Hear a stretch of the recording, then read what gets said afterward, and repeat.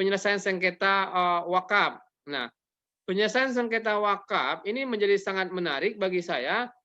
Kenapa menarik? Yang pertama kita lihat ya bahwa penyelesaian sengketa wakaf itu diatur di dalam Undang-Undang Wakaf di pasal 462 misalnya Undang-Undang 41 tahun 2006 itu dikatakan bahwa penyelesaian dikatakan di situ bahwa penyelesaian sengketa perwakafan ditempuh melalui musyawarah untuk mencapai mufakat. Nah, jadi yang pertama adalah mufakat begini deh, nih musyawarah mufakat ini, ya. Tapi kalau jika tidak tercapai mufakat, maka di ayat 2 dikatakan apabila penyelesaian sengketa sebagaimana masukkan pada ayat 1 tidak berhasil, maka sengketa ini diselesaikan melalui mediasi. Ya, di mediasi ada namanya mediator, ya, orang yang menjadi perantaranya. Lalu kemudian nggak juga berhasil, baru melalui arbitrasi, ya. Arbitrasi itu apa, Pak Hendra? Penyelesaian sengketa di luar, apa deh, masih ingat? Ada yang tahu arbitrasi itu? Sudah Di pernah luar belajar? pengadilan Ya, umum. bagus. Penyelesaian sengketa di luar pengadilan. Dan itu cepat, ya. Dia tidak ada pakai banding-banding, ya harus selesai, gitu kan? Keputusannya mengikat.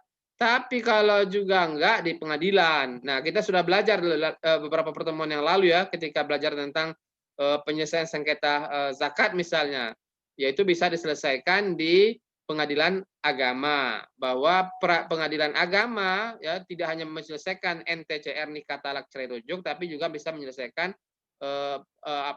masalah-masalah yang berkaitan dengan ekonomi syariah, termasuk di situ ada zakat wakaf. Nah, saya pikir itu ada adik sekalian ya. Nah, lalu pertanyaan kita, kenapa Pak Hendra bisa terjadi sengketa wakaf? Nah, beda dengan zakat ya. Zakat mungkin sangat kecil sekali terjadi sengketa, tapi kalau wakaf, masya Allah luar biasa. Kenapa bisa terjadi? Karena satu, tidak dilanjuti pembuatan akta ikrar wakaf. Nah, oleh karena itu akta ikrar wakaf itu jangan disepelekan, penting ya dari sekalian sebagai barang bukti, otentik kira-kira gitu ya. Lalu kemudian dilanjutkan secara agamis saling percaya tanpa memiliki dasar hukum kepemilikan. Ya dia paling kakeknya dulu pernah bilang, dulu kakek saya mau wakafin, tapi kemana buktinya? Ketika harga tanahnya naik, ya ketika harga tanahnya jadi jalan tol, ya dia sudah pangling aja tuh, yang terbayang adalah duitnya. Dia nggak bayangin lagi kakeknya pernah wakafin, kira-kira gitu. Nah ini tidak jarang kemudian dia berbohong dan berbagai macamnya. Lalu kemudian diminta kembali oleh ahli waris, ya, sama juga kasusnya tadi, diminta karena nggak ada kekuatan hukum. Lalu yang keempat adalah ahli waris mengingkari dengan tidak memberitahu PPAIW, pejabat pembuat akta ikrar wakaf, nggak dikasih tahu, ya. Lalu kemudian ahli waris tidak diberitahu orang tuanya. Nah, ini sering terjadi sengketa-sengketa. Nah, saya pikir itu jadi jelas penyebabnya apa, lalu kemudian penyelesaiannya bagaimana. Nah, tinggal kemudian bagaimana kemudian wakaf ini bisa berjalan semestinya, saya pikir itu. Baik, adik-adik sekalian, saya pikir itu jika ada beberapa pertanyaan silakan ditanyakan. Silakan.